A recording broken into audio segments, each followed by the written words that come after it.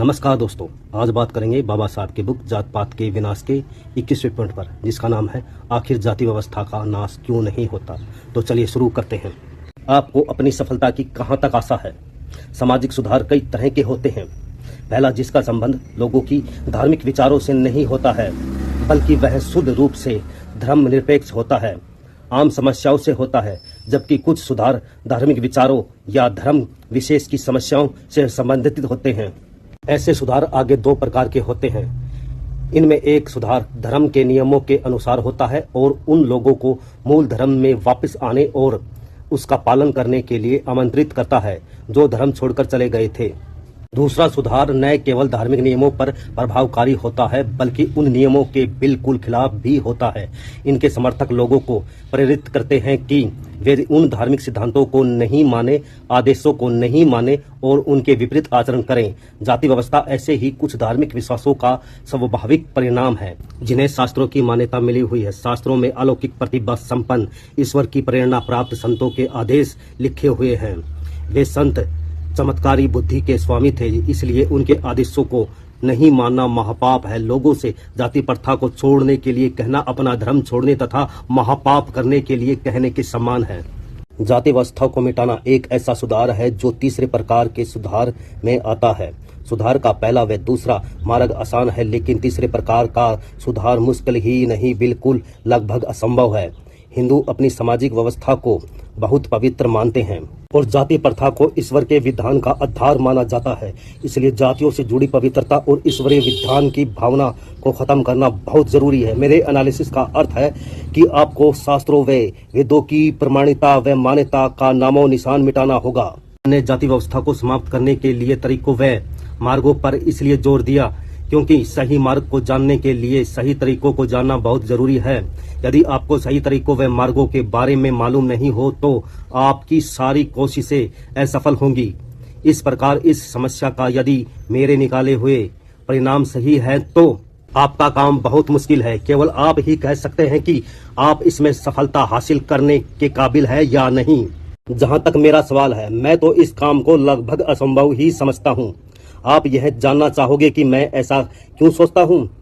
इसके कई कारण हैं। सबसे पहला कारण है ब्राह्मणों का चतुरतापूर्ण व्यवहार जो वे इस समस्या के प्रति दिखाते आए हैं। ब्राह्मण देश के लगभग सभी राजनीतिक सुधार और कुछ आर्थिक सुधारों के आंदोलनों में नेतृत्व करने वाले अगुवा रहते हैं, लेकिन जातियों के बंधनों को तोड़ने वाली फौज की लाइन में अगुवा तो छोड़ो, सबसे पीछे भी खड़े नहीं दिखाई देते। क्या भविष्य में ब्राह्मणों से इस आंदोलन का नेतृत्व करने की आशा की जा सकती है? मैं कहता हूं कि नहीं। आप पूछ सकते हैं कि क्यों? आप कह सकते हैं कि हमेशा के लिए सामाजिक सुधारों से दूर भागने का ब्राह्मणों का कारण समझ में नहीं आता और वे शायद अब आगे ऐसा नहीं करेंगे। आप यह भी कह सकते हैं कि ब्राह्मण यह अच्छी तरह मानते हैं कि जात पात हिंदुओं के लिए अभिशाप है और एक बुद्धिमान वर्ग के तौर पर वे इस अभिशाप के परिणामों के प्रति उदासीन नहीं रह सकते। कुछ लोग यह भी कह सकते हैं कि ब्राह्मणों में दो तरह के लोग होते हैं। पहले वे जो पुरोहिताई करते हैं या सनातनी धर्मी हैं। दूसरे ऐसे भी ब्राह्मण हैं जो पुरातनपंथी रूढ़िवादी नहीं हैं और धर्मनिरपेक्ष प्रगतिशील ब्राह्मण हैं। यदि पुरोहित पुरातनपंथी ब्राह्मण जाति व्यवस्था को तोड़ने के लिए तैयार नहीं होते तो आधुनिक सोच वाले ब्राह्मण जरूर इस आंदोलन में शामिल होंगे। आपके यह तर्क सुनने में बड़े आकर्षक, लुभावने व ग्रहण करने लायक हैं, लेकिन इन सभी तर्कों की बातों में यह भूला दिया जाता है कि जाति प्रथा के समाप्त होने से ब्राह्मणों का ही सबसे अधिक नुकसान होगा। क्या यह आशा रखनी चाहिए कि ब्राह्मण जाति प्रथा को खत्म करने वाले आंदोलन का नेतृत्व करेंगे? क्योंकि जाति प्रथा खत्म होने का अर्थ है ब्राह्मण की शक्ति व सामाजिक प्रतिष्ठा का अंत होना। आप आधुनिक विचारों के ब्राह्मणों से आशा कर सकते हैं, लेकिन क्या उनसे आशा करनी सही है? क्योंकि जाति प्रथा खत्म होने का आंदोलन अपने ही भाई पुरोहित ब्राह्मणों के खिलाफ ही होगा। ऐसी स्थिति में प्रगतिशील ब्राह्मणों से भी आशा करना बेकार है। दोनों ब्राह्मणों में फर्क ढूंढना व्यर्थ है। दरअसल दोनों ब्राह्मण एक ही जाति के अंश और नजदीकी रिश्तेदार हैं। दोनों ब्राह्मण एक ही शरीर की दो भुजाओं की तरह हैं। यदि एक भुजा पर हमला हो जाएगा तो दूसरी भुजा इसकी रक्षा में जरूर उठेगी। इस बारे में मुझे प्रोफेसर डायसी की किताब इंग्लिश कॉन्स्टिट्यूशन में लिखा है। एक महत्वपूर्ण बात याद आती है। संसद के कानून बनाने वाली सर्वोच्च सत्ता पर वास्तविक पाबंदी की बात करते हुए प्रोफेसर डायसी ने लिखा है, किसी भी शासक की प्रभु सत्ता को अपने अधिकारों के प्रयोग में दो रुकावटों का सामना करना पड़ता है। इनमें से एक अंदरूनी रुकावट है और दूसरी बाहरी। किसी प्रभु सत्ता की बाहरी सीमा इस बात की संभावनाओं पर निर्भर करती है कि उसकी प्रजा या प्रजा के अधिकतर लोग उसके आदेशों व कानूनों की अवहेलना यानी कानूनों को तोड़ने या उनको लागू करने में रुकावट डालेंगे। इसके विपरीत आंतरिक प्रभु सत्ता स्वयं शासक की शक्ति के स्वरूप व प्रकृति से पैदा होती है। यहाँ तक कि सभी अधिकार अपने कब्जे में करने वाला निरंकुश शासक भी अपनी शक्ति का प्रयोग अपनी परिस्थितियों के अनुसार करता है जिनमें वह रहता है, और उसकी शक्ति तथा प्रकृति का निर्माण उसके समाज की परिस्थितियों व नैतिक मूल्यों पर निर्भर करता है। यदि सुल्तान चाहता तो भी मुसलमानों का धर्म नहीं बदला जा सकता था, लेकिन यदि वह ऐसा कर भी सकता था तो भी यह कतई संभव नहीं था कि मुस्लिम धर्म का प्रमुख मुस्लिम धर्म को ही खत्म करने की इच्छा करता। इस प्रकार सुल्तान की शक्ति के प्रयोग पर आंतरिक रुकावट भी उतनी ही शक्तिशाली थी जितनी की बाहरी। कुछ लोग कभी कभी निरर्थक सवाल करते हैं कि पोप फला सुधार क्यों नहीं लागू करते। इसका उत्तर यह है कि क्रांतिकारी विचारधारा के लोग पोप नहीं बना करते, और जो व्यक्ति पोप बनते हैं उनमें क्रांतिकारी बनने की इच्छा नहीं होती। मेरे विचार से प्रोफेसर डायसे का यह कथन भारतीय ब्राह्मणों पर भी उतना ही लागू होता है, और कोई भी व्यक्ति कह सकता है कि यदि पोप बनने वाले व्यक्ति में क्रांतिकारी बनने की इच्छा नहीं होती तो ब्राह्मण के घर में जन्म लेने वाले व्यक्ति में तो उससे भी कम होती है। सच्चाई यह है कि सामाजिक सुधार के मामले में किसी ब्राह्मण से क्रांतिकारी बनने की आशा रखनी उतनी ही बेकार है जितनी की लेस्ली स्टीफन ने ब्रिटिश पार्लियामेंट से ऐसा कानून पास करने के लिए कहा था कि नीली आंखों वाले सभी बच्चों की हत्या कर दी जाए। आप में से कुछ लोग यह कहेंगे कि यह ज्यादा चिंता की बात नहीं है कि ब्राह्मण जाति व्यवस्था के खिलाफ आंदोलन का नेतृत्व करने के लिए आगे आते हैं या नहीं। मेरी राय में यह नजरिया अपनाना किसी समाज के बुद्धिजीवी वर्ग के प्रभाव की ओर ध्यान नहीं देना है। चाहे आप यह स्वीकार करें या न करें कि महान पुरुषों द्वारा इतिहास का निर्माण होता है, लेकिन आपको यह तो जरूर मानना पड़ेगा कि हर देश में बुद्धिजीवी वर्ग यदि समाज को नियंत्रित करने वाला या शासन करने वाला वर्ग भले ही नहीं हो, लेकिन वह काफी हद तक समाज को प्रभावित करने वाला जरूर होता है। बुद्धिजीवी वर्ग ही भविष्य को देखकर समाज को उचित मार्गदर्शन व नेतृत्व प्रदान कर सकता है। किसी भी देश की बहुसंख्यक जनता विवेकशील, विचारशील तथा क्रियाशील नहीं होती है। यह अधिकतर बुद्धिजीवी के बताए मार्ग पर ही चलने वाली होती है। यह कहना भी कोई अतिशयोक्ति नहीं होगी कि देश का भविष्य उसके बुद्धिजीवी वर्ग पर निर्भर करता है।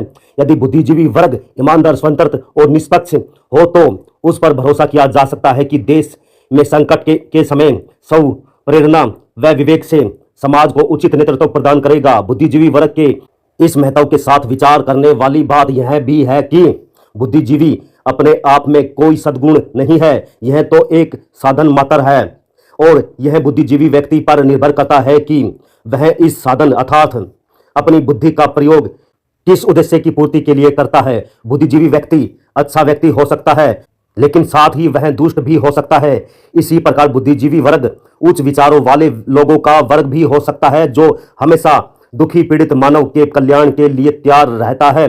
दूसरी ओर बुद्धिजीवी वर्ग कुटिल व बदमाश लोगों का गिरोह भी हो सकता है, या अपने स्वार्थ के खातिर गिरोह के लोगों का समर्थक का रूप भी ग्रहण कर सकता है। भारत के संबंध में यह एक विडंबना ही कही जाएगी कि यहाँ का बुद्धिजीवी वर्ग ब्राह्मण जाति का ही दूसरा नाम है।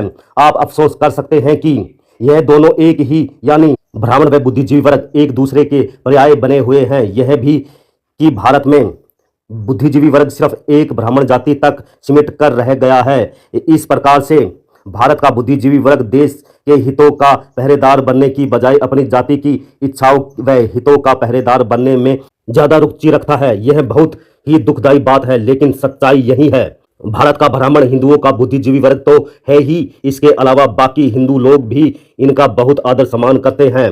हिंदुओं को यह हमेशा यह सिखाया जाता है कि ब्राह्मण भूदेव यानी पृथ्वी का देवता है और सिर्फ ब्राह्मण ही उनके गुरु हो सकते हैं। शास्त्रों में कहा गया है कि वर्णा नाम ब्राह्मणे गुरु। ब्राह्मणों के संबंध में मनु कहता है, अनान्यतेषु धर्मेषु कथम स्यारति तत्तेमेवेत यम शिष्टा ब्राह्मण ब्रूयु सद्धर्म शाद सकित है। यदि यह पूछा जाए कि धर्म के उन विषयों में क्या किया जाएगा जिनके बारे में खास तौर से व्याख्या नहीं की गई या ज्यादा नहीं बताया गया है, तो उत्तर यही है कि चूंकि ब्राह्मण श्रेष्ठ है, इसलिए ऐसे विषयों पर ब्राह्मण जो भी फैसला करेगा वही कानूनी शक्ति होगा, यानी सभ्य ब्राह्मण जो कह दे वही धर्म होगा। इस प्रकार ब्राह्मणों का कथन सत्य धर्म होता है। जब ऐसा बुद्धिजीवी वर्ग जिसने शेष हिंदू समाज पर नियंत्रण कर रखा है और जो जाति प्रथा को तोड़ने के आंदोलन का विरोधी है, तो आंदोलन की सफलता की संभावना बहुत कम रह जाती है।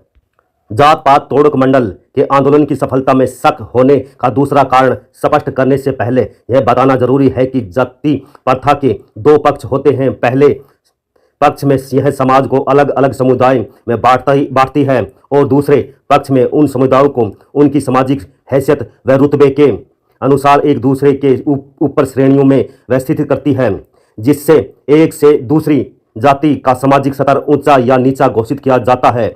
इस व्यवस्था में हर जाति को यह संतोष व गर्व होता है कि वह किसी न किसी जाति से ऊंची है। जातियों के इस तरह के दर्जेवार बंटवारे के कारण बाहरी लक्षण के रूप में सामाजिक और धार्मिक अधिकार, जिनको शास्त्रों के अनुसार अष्टाधिकार और संस्कार कहा जाता है, को भी श्रेणियों में बांटा गया है। जिस जाति का दर्जा जितना ऊंचा होगा उसे उतने ही अधिक अधिकार और जिसका दर्जा नीचे होगा उसे उतने ही कम अधिकार प्राप्त होंगे। जातियों की यह ऊंच नीच की व्यवस्था जाति तोड़कों के लिए उन्हें किसी संयुक्त मोर्चे के रूप में संगठित नहीं होने देती। यदि कोई जाति अपने से ऊंची जाति के साथ रोटी बेटी का संबंध करने का दावा करती है, तो ऊंची जाति के पोषक धूर्त शरारती व चालाक लोग उसे रोकते हुए फौरन यह कह देते हैं कि ऐसा करने से पहले उस जाति को पहले अपने से नीची जाति के साथ रोटी बेटी संबंध करने के लिए तैयार रहना चाहिए। ऐसे शरारती धूर्त लोगों में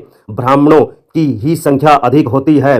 इस प्रकार हिंदू धर्म में सभी लोग जाति प्रथा के गुलाम हैं, लेकिन सभी गुलाम अपनी सामाजिक प्रतिष्ठा के एक जैसे नहीं हैं, बराबर नहीं हैं। कार्ल मार्क्स ने अपने समय के मजदूर सर्वहारा वर्ग को क्रांति के लिए प्रेरित करते हुए कहा था, आपके पास खोने के लिए कुछ नहीं है सिवाय अपनी गुलामी की बेड़ियां ही खोनी है। लेकिन भारत की इस जाति व्यवस्था ने गुलामी की बेड़ियों को इतनी चालाकी व खूबसूरती के साथ सामाजिक व धार्मिक अधिकारों का रूप दे दिया गया है कि यहाँ कार्ल मार्क्स का यह क्रांतिकारी नारे का आह्वान भी बेकार हो जाता है, क्योंकि यहाँ हर जाति को अपने से नीची जाति की तुलना में विशेष व अधिक अधिकार मिले होते हैं, जिन्हें खोने का डर रहता है। यहाँ की जातियाँ प्रभुसत्ता की ऊपर व नीचे अर्थात श्रेष्ठ व बदतर की व्यवस्था में होती है। उनमें कोई ऊंची व तो कोई नीची, इसलिए इस श्रेष्ठता क्रम में हर जाति अपनी जाति व उसके सामाजिक स्तर की रक्षा के प्रति चिंतित रहती है। वे जानती है कि यदि जाति को खत्म कर दिया गया तो उनमें से कुछ जातियों को प्रतिष्ठा, अधिकारों व शक्ति के लिहाज से दूसरी जातियों से अधिक नुकसान होगा। इसलिए जाति प्रथा के खिलाफ एक सेना की तरह जोरदार हमले में सभी हिंदुओं के शामिल होने की आशा नहीं कर सकते। इसी के साथ दोस्तों 21वां पॉइंट खत्म होता है। अब मिलेंगे अगले वीडियो में। इसी के साथ सभी साथियों को जय भीम।